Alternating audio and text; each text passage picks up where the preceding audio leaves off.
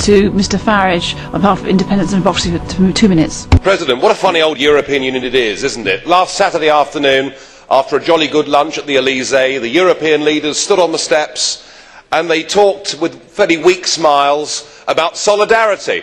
The smiles were weak, of course, because President Sarkozy's US-style bailout plan had already collapsed into the dust.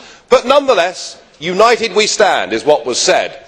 And yet, with almost comic hypocrisy, the German Chancellor decided that German interests come first and European interests come second, and she acted. And perhaps for the first time in years, she got loud applause from her own electorate. Of course, it was the Irish that started this trend the week before by going their own way, and my admiration for Ireland, I have to say, grows by the day. But I think the last week is going to prove to be the watershed moment for this entire European project.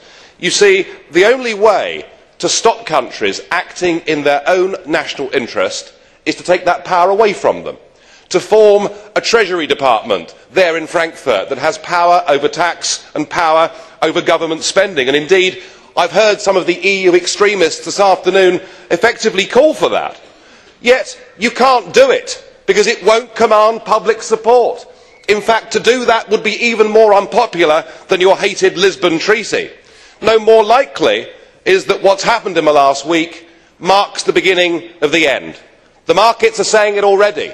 Italian government bonds now yield 1% more than German or French issued government bonds. The markets are saying that economic and monetary union will not last. And I'm not surprised, because it never was an optimal currency zone. One interest rate could never fit all these different countries, and you've never had proper public support.